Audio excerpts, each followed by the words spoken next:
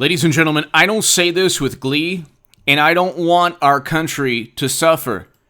And I mean this from the bottom of my heart. I hope that President Biden can turn things around in terms of foreign policy and economic policy. I voted for President Trump. I used to be the biggest Bernie Sanders booster on the internet, according to the Huffington Post, and the unofficial scribe of Sanders' most hardcore voters, according to the Washington Post. I thought Bernie Sanders was infinitely better than Hillary Clinton.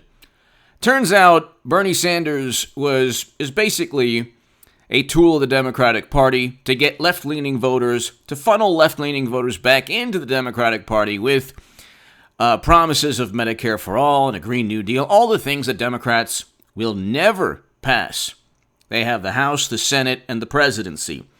Not only are they not passing legislation they promise to their left-leaning voters, but right now President Biden is presiding over an absolute debacle in terms of foreign policy that even CNN, so I voted. The reason I went from Bernie Sanders to Trump, my writing in The Hill, the Huffington Post, Salon, the Jerusalem Post went viral in 2016.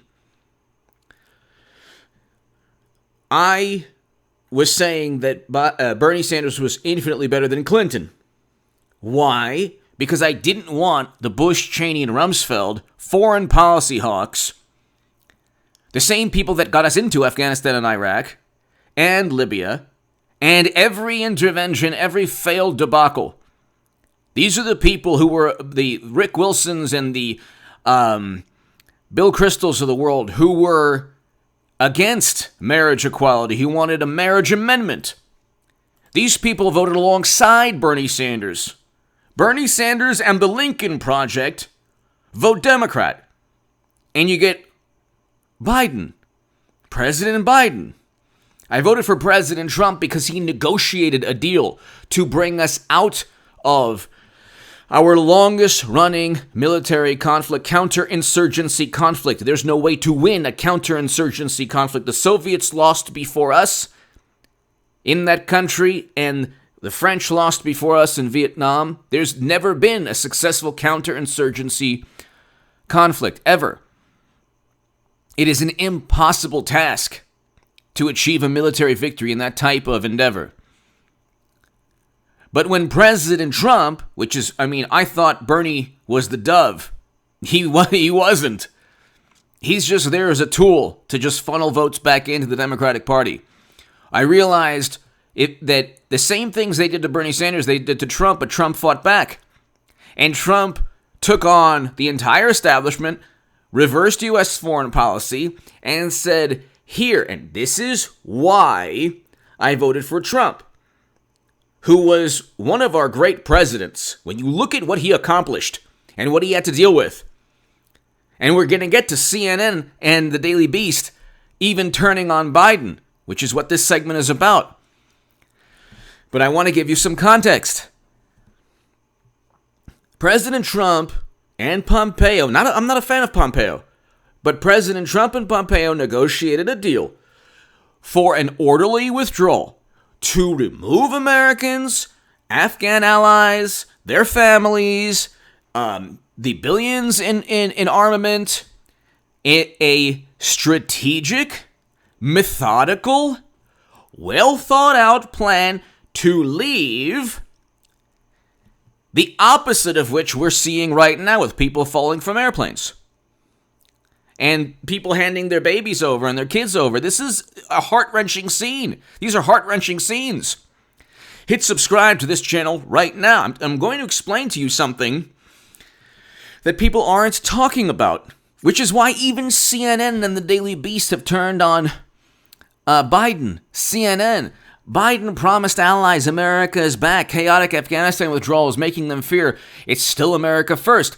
They couldn't simply, they can't go all in against him, so they had to blame Trump somehow. But the Daily Beast actually went after Biden even more, and the Daily Beast is like a Democratic Party newsletter. Adam Smith and other Democratic hawks quietly seethe over Joe Biden's botched Afghanistan policies. Biden, I don't think chaos in Afghanistan was a failure. So the Daily Beast, like the Lincoln Project, like CNN, well, who knows who's more hawkish, but they wanted us there forever.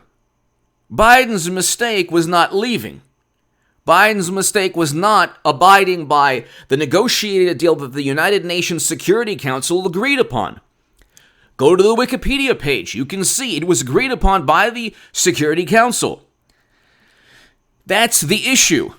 Hit subscribe right now. Nobody's talking about this, and they're conflating so many different issues pertaining to our withdrawal. Hit subscribe if you want to, support the channel. My super thanks is below. To the people giving super thanks, thank you so very much. If you want to support my work long term, my Patreon is below in the pinned comment. And if you want to read my writing in the Hill, the Huffington Post, Salon, the Jerusalem Post, that's on hagoodman.com and the Federalist, other publications. It is not the fact that we left. We had to leave. You cannot leave American men and women there as chess pieces, which is what President Obama did in numerous countries.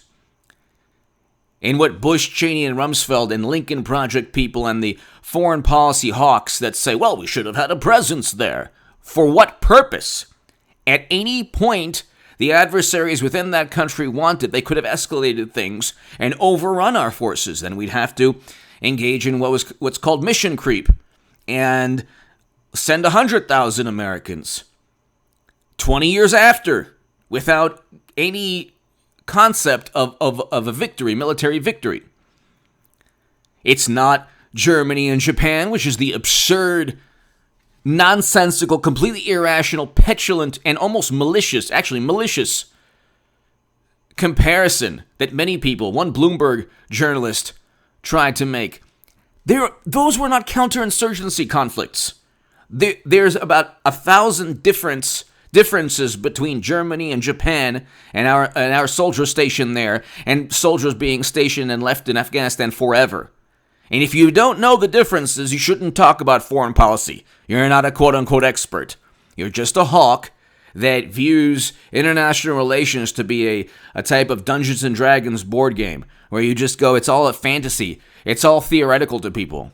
They don't realize the differences between a counterinsurgency conflict in a very hostile area and Americans stationed in Germany and Japan. They don't see the difference in that. And God bless the veterans, the men and women in Iraq, Afghanistan, Vietnam, Desert Storm, all the veterans who have protected this country and done so much and sacrificed so much. God bless you. We owe you a debt of gratitude that the country can never repay. And we all love you. The whole country loves you. But you look at CNN, and the Daily Beast is doing a number on him. Biden's insane story about Afghans who helped the U.S. doesn't fly. That when you've lost to the Daily Beast, okay, they published a hit piece on me, completely unethical, riddled with errors. Why? Only because I wrote about Bernie Sanders and my writing was very popular. Okay, they don't like you if you're on the left, too far on the left. They don't like you if you're conservative. They like the more militant Lincoln Project liberal. The person who wants to stay in Afghanistan forever without any military victory, without any end game related to a military victory. Then CNN, Biden promises allies America's back, but the chaotic Afghanistan withdrawal is making them fear still America's first. So they're trying to take a dig at Trump. Biden admits that Afghanistan's collapse did unfold more quickly than we had anticipated. What he did, and then there's a whole bunch of articles. Biden's botched Afghanistan exit is a disaster at home. This is CNN. They've turned on Biden. They've all turned on Biden. They got what they wanted. They have no offensive tweets and chaos around the world and at home. Congratulations. Well, at least you got what you wanted. Biden, you look at his track record, he's been wrong on everything from voting alongside Bush, Cheney, and Rumsfeld to Libya, tell me what he accomplished in 50 years in public life. In 4 years, Trump, Abraham Accords, which are still being acknowledged by the countries that signed them. Abraham Accords, first president to step foot in North Korea, to begin détente between North and South Korea. With a withdrawal plan. See, this is the issue. The plan to withdraw Americans. You would have had, what Biden should have done is starting January 21st, the day after inauguration, he should have brought home Americans, Afghans, and I want every single Afghan citizen that helped us to become citizens, American citizens tomorrow. Their families, extended families. I firmly believe that should happen. But it is 100% Biden's debacle. Trump gave him a roadmap. Had he followed the roadmap, we would not be here. Because we would have simply brought home the people we needed and everything else, and we would have left. The country falling was going to happen no matter what. The notion that you would leave Americans there as a chess piece to just ward off the eventual decline or, the adversaries overtaking the country, eventually they would then just say, we've had enough, we kicked out the Soviets, and now we want a full-scale war. So that's a recipe for ultimate disaster. If the country fell this fast with Biden's hasty debacle disaster, it would have fallen in the same manner if we had left in an orderly fashion where we brought home everybody we needed to bring home without these heart-wrenching, horrific scenes. It would have eventually fallen, but at least we would have had every American, 15,000, and all the thousands of Afghans and their families. We would have had them here. And this is the problem with what Biden did. It's 100% his fault. And I'm gonna talk like a Democrat here. And if you voted for him, it's your fault. And you did this. And you have this on your hands. This is the way the morally superior liberals speak. You did this. You, person who wouldn't talk to your friend because they voted for Trump. You did this. God bless you. You did this. Does that make any sense, morally superior liberals? You don't like it when that flawed logic is utilized against you, huh? Suddenly, the empathetic good people, they were talking about how Trump is cruel. Nobody has exhibited more cruelty than Biden. Look at the cruelty. Look at the mayhem and chaos. And this didn't have to happen had you simply abided by Trump's negotiated deal. That's all. That's all that needed to happen. Give me your thoughts below. Hit subscribe right now. It is like God bless the Afghan people. God bless the men and women who fought and protected our country, and all the veterans who saw so much, who sacrificed so much, and their families. You deserve better than what our country has exhibited. You deserve infinitely better. And I want you to know that we love you. The country loves you, and God bless you. This has nothing to do with the bravery and the courage and the honor and the sacrifice of so many men and women and their families in the United States military and the Afghans that helped us. This has to do with people like the Lincoln Project, people like Bill Kristol, people like Bush, Cheney, Rumsfeld, Kerry. Robert Reich is an interesting pundit, professor. He's always talking about how the billionaires and Medicare for all. It's like Democrats don't, not only will they never vote on Medicare for all, but they voted us into these messes. The Lincoln Project people, Robert Reich and Bernie Sanders, and the furthest left, socialists are voting Democrat. They're voting for the same political party. You have the hammer and sickle communist socialist on Twitter and the Lincoln Project voting Democrat.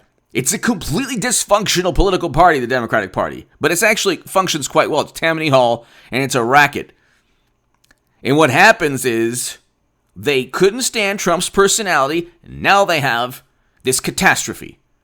And I don't say it gleefully, we already knew Biden's track record. The entire country is becoming like his son. Just, chaotic and crime, inflation. I mean, the apple doesn't fall far from the tree. His son is basically what will become soon. God forbid. But at least you don't have Trump. Oh, and by the way, God bless the people of Taiwan. I hope that China doesn't invade them or blockade them, but if there was ever a moment, we are at our weakest point since Jimmy Carter, another Democrat, another morally superior Democrat, who, by the way, thinks that Trump was installed by Russia. So there you go. That was another thing. Give me your thoughts below. Hit subscribe right now to this channel. When you've lost CNN and the Daily Beast, you're pretty much done in terms of the public relations machine propping you up. I don't know how he comes back from this, Biden, but I hope he does. Give me your thoughts. I'll have a live stream later